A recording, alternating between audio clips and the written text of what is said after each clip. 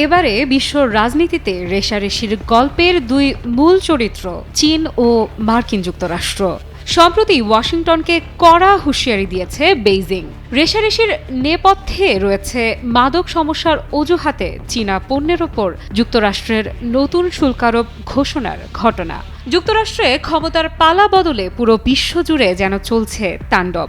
নবনির্বাচিত ট্রাম্প প্রশাসনকে অতি অস্থির বিশেষণে বিশেষায়িত করলে বোধহয় ভুল হবে না। প্রায় 2 মাসের প্রশাসনিক সময়ে যুক্তরাষ্ট্র নানা সাংঘর্ষিক সিদ্ধান্ত, হামলা, হুঁশিয়ারি, দখল, নিষেধাজ্ঞার মতো কঠিন সব শব্দ নিজেদের ঝুলিতে ভরে মুখে শান্তির বার্তা ছড়িয়ে যাচ্ছে নির্দ্বিধায়। আফ্রিকা থেকে শুরু করে ইউরোপ কিংবা মধ্যপ্রাচ্য কোথায় নেই পশ্চিমাদের বিচরণ। যেন যেখানেই বিতর্ক কিংবা ঝামেলা সেখানেই মার্কিন যুক্তরাষ্ট্রের লম্বা নাক বিদ্যমান। তবে এবারে আলোচ্য বিষয় চীন ও যুক্তরাষ্ট্র দ্বন্দ্ব। চীন মার্কিনীদের স্পষ্ট জানিয়ে দিয়েছে ধুমকে কাজ হবে না। চীন যে কোনো ধরনের যুদ্ধের জন্য প্রস্তুত। চীন ও যুক্তরাষ্ট্রের দ্বন্দ্বের কারণ মাদকের মতো স্পর্শকাতর বিষয়। যুক্তরাষ্ট্রে মাদক সমস্যার অন্যতম কারণ ফ্যান্টানাইল।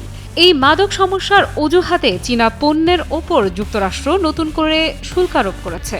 যদিও চীন বলেছে এতে বেইজিং এর কোনো দায় নেই। এই সংকটের মূল কারণ তাদের নিজেদের দেশেই নিহিত এবং তাদের উচিত নিজেদের সমস্যার সমাধান করা। আর যদি এ বিষয়ে অকারণে চীনকে হেনস্থা করা হয় তবে ছেড়ে কথা বলবে না বেইজিং।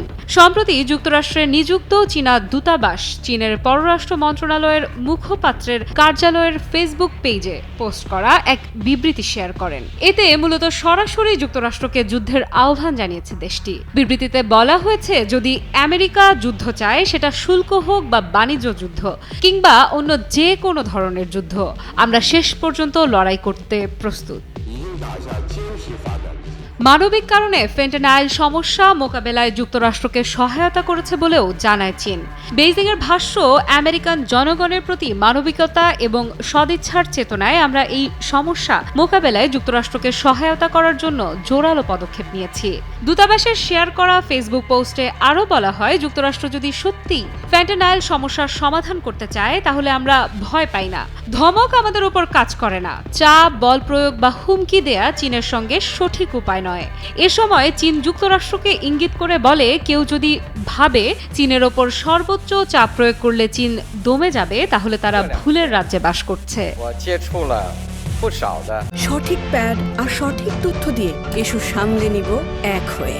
Mona Lisa sanitary napkin. এদিকে রাশিয়ার পর যুক্তরাষ্ট্রের অন্যতম শত্রুরাষ্ট্র ইরানের সঙ্গেও সখ্যতা বাড়ছে চীনের। মূলত সেই আক্রোশেই যুক্তরাষ্ট্র দেশটির ওপর শুল্ক আরোপের সিদ্ধান্ত চাপাতে পারে বলে মনে করছেন বিশেষজ্ঞরা।